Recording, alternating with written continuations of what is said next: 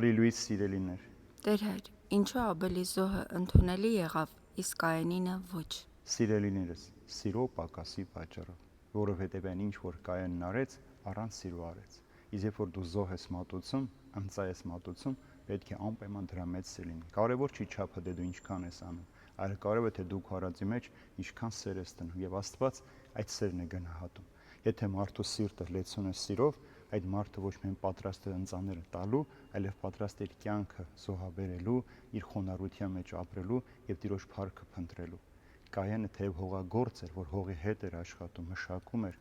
հակառակ այն ամենը, որ պետք է սիրով լիներ, այս մարդու մեջ նախանձ ու չարությունն ավելի շատ էր։ Երբ որ տեսավ Աստված իր եղբոր ընծան ընդունեց, նախանձը նրա մեջ արթնացավ եւ որոշեց իր եղբորը սպանել։ Երբ որ հարցրեց Կայեն ուր է քո եղբայրը, պատասխանեց. ինչ իմանամ, հո ես իմ եղբոր պահակը չեմ։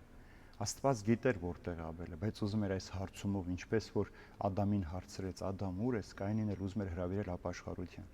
Բայց կարծես թե Կայեն իր սիրտը այնքան էր քարացրել, սերը այնքան էր հեռու պահել իր սրտից, որ այդպես էլ չհասկացավ Աստծո հարցը եւ իր պատասխանն ավելի էր, թե ինչու ես պետք է իմ եղբոր պահակը լինեմ։ Եթե դու քո եղբոր պահակը չես, ապա ինչու սպանեցիր։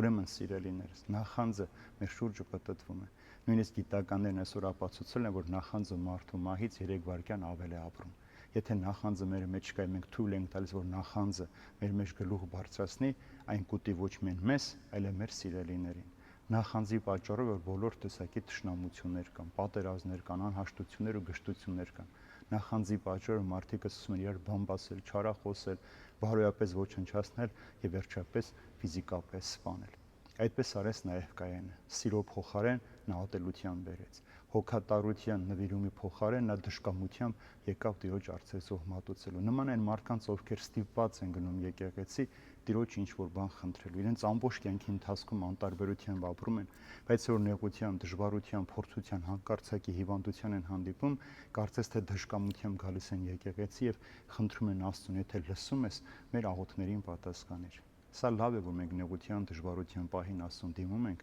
սա նշանակում է, որ վստահություն է, որ ինչ են արել ենք, Տերը մեզ կների, բայց սա սիրո պակաս է, սա սեր չէ Աստծո հանդեպ։ Այն ինչ որ մենք անում ենք, պետք է անենք Աբելի պես։ Մեր ամենալավը, մեր սիրտը ամենալավն է, որ մենք ունենք, եւ Աստված այս սրտի մեջ է ուզում բնակվել, եւ դրա համար մեզ պատվիրում է ասելով.